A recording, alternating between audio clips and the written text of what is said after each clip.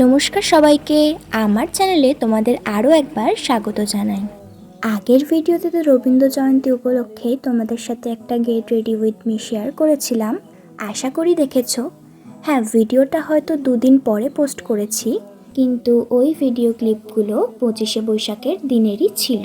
25শে বৈশাখ উপলক্ষে সব জায়গায় কোনো না কোনো অনুষ্ঠান হয়, আর আমাদের এখানেও একটা অনুষ্ঠান ছিল, সেখানে আমি পার্টিসিপেট করেছিলাম।